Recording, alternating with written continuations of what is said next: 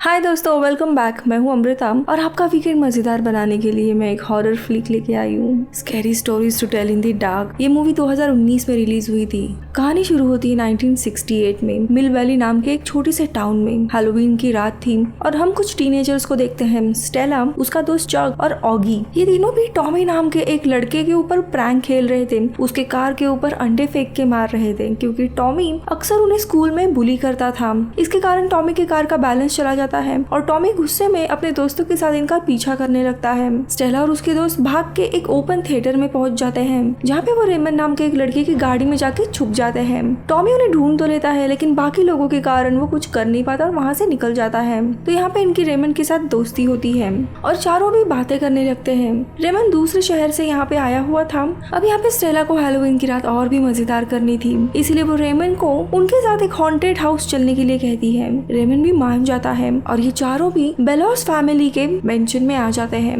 ये haunted place काफी समय पहले रिच फैमिली बेलोस का था। स्टेला रेमन को बेलोस फैमिली के बारे में बताती है।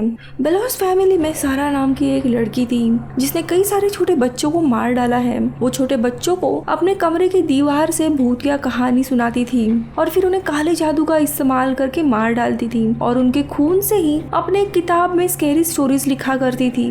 और इसी के कारण बेलोस फैमिली सारा को हमेशा एक खुफिया कमरे में बंद करके रखते थे और तब से ये घर हॉन्टेड पड़ा है।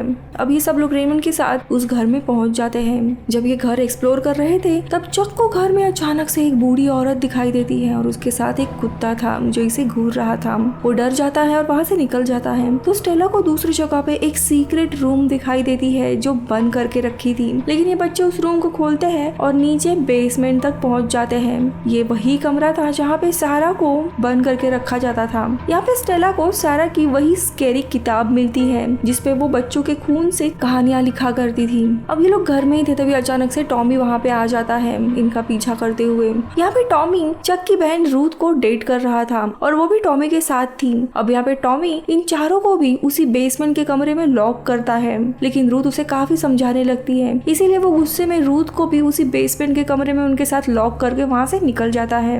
अब वो सब लोग मदद के लिए पुकारने लगते हैं, लेकिन तभी अचानक से घर का लॉक अपने आप खुल जाता है और ये सब लोग डरते हुए वहाँ से भाग जाते हैं। लेकिन स्टेला सारा की वो खून से लिखी हुई किताब अपने साथ लेके जाती है। रात को ही अपने घर में वो किताब देख रही थी तब उसके काफी सारे पन्ने ब्लैंक थे। तभी अचानक से उसे एक नई कहानी ब्लैंक पेपर्स पे लिखी मिलती है जिसका नाम होता है हैरोल्ड। वो कहानी कुछ देर पहले ही खून से लिखी गई थी। क्योंकि वो खून अभी भी गीला था वो काफी डर जाती है और पन्ने फाड़ने लगती है, लेकिन कहानी अगले पन्ने में कंटिन्यू होती है और कहानी की हकीकत टॉमी से जुड़ी हुई होती है। जब उसी रात टॉमी अपने घर की तरफ जा रहा था खेत के रास्ते से, तब टॉमी को महसूस होता है कि खेत में मौजूद स्केयरक्रो उसकी तरफ देख रहा है और उसका पीछा कर रहा है। ये देख वो डर के भागने लगता है, लेकिन तभी वो स्केयरक्रो उसके ऊपर हमला करता है और टॉमी भी देखते ही देखते एक स्केयरक्रो में बदल जाता है। अब अगले दिन यहाँ पे टॉमी घर नहीं आया, इस वजह से पुलिस उसे ढूंढने लगती है। स्टेला सारी हकीकत रेमन को बता देती है और वो दोनों भी उसके घर चले जाते हैं, लेकिन रास्ते में ही उन्हें टॉमी के कपड़े पहना हुआ स्केयरक्रो नजर आता है। स्टेला को यकीन था कि ये और कोई नहीं बल्कि टॉमी ही है, लेकिन रेमन उसकी बात पे यकीन नहीं करता और वो रेमन को उस किताब की सारी हकीकत बताती है और घर आके वो किताब दिखाने लगती है। जैसे ही किताब खोलती है उसमें नई कहानी लिखी जा रही थी और ये सब कुछ उन दोनों की आंखों के सामने ही हो रहा था, जिसे देख रेमन भी हैरान हो जाता है। और इस बार ये कहानी स्टेला के ही दोस्त ऑगी के बारे में थी। अब स्टेला डर जाती है और ऑगी को कॉल करती है। उस समय ऑगी घर में अकेला था। वो फ्रिज से सूप निकालने के लिए जाता है तो स्टेला उसे सूप पीने से मना करती है क्योंकि कहानी के अनुसार ऑगी को सूप में से किसी के लाश के पैरों का अंगूठा मिलेगा और वो लाश अपना अंगूठा लेने के लिए इसकी जान लेगी। ऑगी को फोन में कुछ भी सुनाई नहीं देता और वो सूप पीने लगता है और उसके मुंह में वो अंगूठा भी चला जाता है और देखते ही देखते सूप में से काफी सारे बॉडी पार्ट्स मिलते हैं। ये देख वो काफी डर जाता है और मुंह से अंगूठा निकालने की कोशिश करता है, लेकिन तभी उसे किसी की आहट होती है। और दूसरी जगह हम घर में देखते हैं एक बहुत ही डरावनी लाश जो अपना अंगूठा लेने के लिए उसके पास आ रही थी। ऑगी ये देख के बेड के नीचे छुप जाता है, लेकिन वो लाश उसे खींच लेती है और अपने साथ लेके जाती है। तब तक स्टेला और रेमन भी उसे बचाने के लिए उसके घर जाते हैं, लेकिन देर हो चुकी थी क्योंकि उनके घर में उन्हें कोई नहीं मिलता। अब स्टेला, चक की बहन रूथ और रेमन को पता चल गया था कि आगे की कहानी उनके बारे में लिखी जाएगी, इसीलिए वो लोग उस बुक को जलाने की कोशिश करते हैं, लेकिन किसी भी तरह वो बुक को कुछ नहीं होता। अब उन्हें इस माया जाल से निकलना था, इसीलिए सारा के अतीत के बारे में जानने की वो कोशिश करते हैं और इसीलिए वो लाइब्रेरी चले जाते हैं, जहाँ उन्हें न्यूज़पेपर एंड रिकॉर्ड्स आर्टिकल से पता लगता है कि बेलोस फैमिली काफी रिच और बहुत बड़े इंडस्ट्रियलिस्ट थे, लेकिन धीरे धीरे उनके परिवार के लोग अचानक से गायब होने लगे। एक आर्टिकल में ऐसा भी लिखा गया था कि सारा को ये डार्क मैजिक बेलोस फैमिली में रहने वाले उनके नौकरों ने सिखाई थी और इस काले जादू का इस्तेमाल सारा आगे जाके अपने परिवार पे ही करती है और इसीलिए वो लोग गायब हो गए थे। अब इसी बीच में किताब में एक और कहानी लिखी जाती है जिसका नाम था द रेड स्पॉट। ये कहानी रूथ के बारे में थी, यानी चक की बहन। तो वो लोग रूथ को बचाने के लिए वहाँ जाते हैं। रूथ को एक स्पाइडर ने चेहरे पे काटा था और तब से उसका घाव बहुत ही बड़ा और अजीब होते जा रहा था। वो स्पॉट बढ़ते हुए अचानक से फट जाता है और उसमें से काफी सारे स्पाइडर्स निकलने लगते हैं, लेकिन तभी स्टेला, रेमन और चक वहाँ पे पहुंच जाते हैं और किसी तरह वो स्टेला को हॉस्पिटल में भेजते हैं, लेकिन उसकी हालत बहुत ही खराब थी। अब ये लोग शहर में एक बुजुर्ग के पास जाते हैं जो उस वक्त बेलोस हाउस में नौकर थी। उनसे उन्हें पता चलता है कि सारा को उसके आखिरी दिनों में एक हॉस्पिटल में रखा था और घर के नौकरों में से किसी ने भी उसे काला जादू नहीं सिखाया है। अब अगले दिन वो सभी लोग उसी हॉस्पिटल में चले जाते हैं जहाँ पे सारा को रखा था, ताकि उसके पुराने रिकॉर्ड्स चेक करके उसके बारे में जानकारी मिले। ये रिकॉर्ड्स एक रेड रूम में रखे हुए थे जहाँ पे बच्चों को जाना मना था, लेकिन चुपते हुए ये तीनों भी वहाँ पहुँच जाते हैं। लेकिन चक इस रेड रूम में आने से इनकार करता है क्योंकि वो कहता है कि जब से हम बेलोस हाउस से लौटे हैं उसे एक अजीब से पेल लेडी का सपना आता है जिसमें वो लेडी ने उसे रेड रूम में जाने से मना किया था, इसीलिए वो डिसाइड करता है कि डोर के बाहर ही रुकेगा और फिर ये दोनों भी चुपके से रेड रूम में चले जाते हैं। लेकिन दोस्तों, ये चक की बहुत बड़ी गलती थी। जैसे ही वो अकेला होता है अचानक से हॉस्पिटल के अलार्म बजने लगते हैं। आसपास के लोग भी मानो गायब हो जाते हैं और पूरे हॉस्पिटल में रेड लाइट जलने लगती है। चक को समझ आता है कि कुछ तो उसके साथ बुरा हो रहा है और उसे सामने ही वही पेल लेडी दिखाई देती है।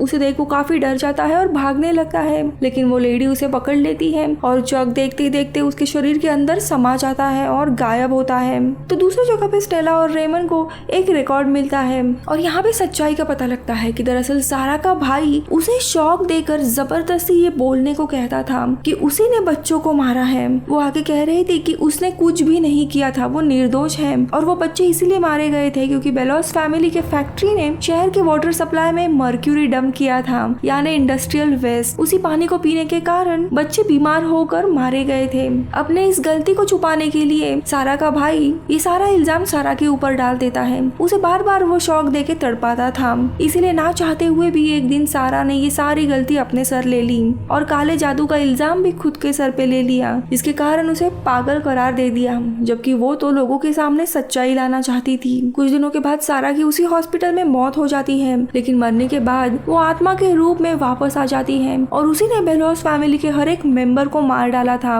उसने अपने फैमिली को वैसे ही स्कैरी स्टोरीज की मदद से मारा जिसका झूठा इल्जाम उसके सर पे लगाया गया था।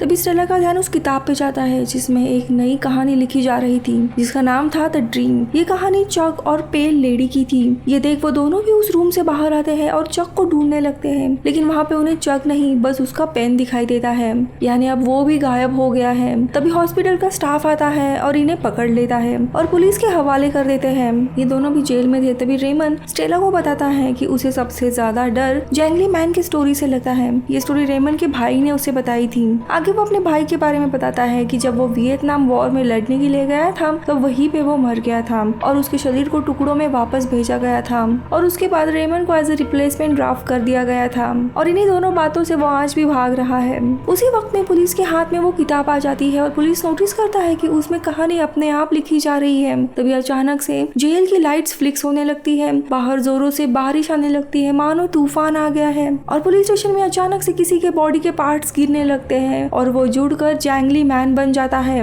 पुलिस उसे रोकने के लिए जाते हैं, लेकिन वो पुलिस को भी मार डालता है और वो रेमन की ओर बढ़ता है। ये देख वो दोनों भी डर जाते हैं। स्टेला किसी तरह सलाखों का गेट खोलती है और दोनों भी वहाँ से भाग जाते हैं। जेल से बाहर आने के बाद रेमन पुलिस कार लेकर जैंगली मैन को डिस्ट्रैक्ट करता है। तो यहाँ पे स्टेला उसी हॉन्टेड हाउस यानी बेलोन हाउस चली जाती है ताकि वो सारा के स्पिरिट को ये खेल रोकने के लिए कह सके। जैसे ही वो हॉन्टेड हाउस में पहुंचती है जोरों जोरों से वो सारा को पुकारने लगती है। तभी अचानक से ये पूरा घर अतीत में चला जाता है। स्टेला खुद को आईने में देखती है तो वो सारा के रूप में होती है। तभी सारा की फैमिली वहाँ आती है और उसे सारा समझकर बेसमेंट में लॉक कर जाती है और वहाँ पे फाइनली उसे सारा की आत्मा दिखाई देती है। स्टेला डरते हुए उसे कहती है कि तुम्हारी सारी कहानी मुझे पता चल गई है और वो पूरी दुनिया के सामने सच्चाई लाना चाहती है। फिर सारा की आत्मा उसे कहानी लिखने के लिए कहती है और पेन की इंक स्टेला का खून होना चाहिए। और फिर स्टेला सारा की सारी कहानी उसे किताब में लिखने लगती है और यहाँ पे देखते ही देखते सारा की आत्मा चीखते हुए आजाद हो जाती है। तो यहाँ पे दूसरी तरफ रेमन भी अचानक से उस हॉन्टेड हाउस में चला आता है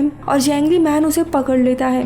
वो उसे मारने ही वाला था, लेकिन तभी सारा की आत्मा आजाद होने के कारण जैंगली मैन भी अपने आप गायब हो जाता है और ये दोनों भी बच जाते हैं और उस हॉन्टेड हाउस से निकल जाते हैं। अब इस हादसे के कुछ दिन के बाद हम देखते हैं स्टेला सारा की स्टोरी पब्लिश करती है, जिससे पूरे शहर को सारा की सच्चाई पता लगती है। रेमन के मन से भी उसका डर चला गया था और वो अपने कंट्री को सर्व करने के लिए चला जाता है। दोनों भी एक दूसरे को गुड बाय कहते हैं और स्टेला उसे एक लेटर देती है जिसमें वो बताती है कि कैसे वो उसको पसंद करती थी। अब मूवी के आखिरी में हम स्टेला को उसके पिता के साथ कहीं जाते हुए देखते हैं, जहाँ पे शायद वो उस किताब के जरिए अपने दोस्तों को वापस लाने वाली थी। उसके साथ साथ चक की बहन रूथ भी थी और ये मूवी इधर ही खत्म हो जाती है और इसका सीक्वल भी अनाउंस कर दिया गया है, जो कि शायद 2 साल के बाद आएगा। आई होप आपको ये कहानी पसंद आई होगी। हाँ तो प्लीज वीडियो को लाइक कीजिए। मैं मिलूंगी आपसे अगले वीडियो में, तब तक के लिए बाय बाय।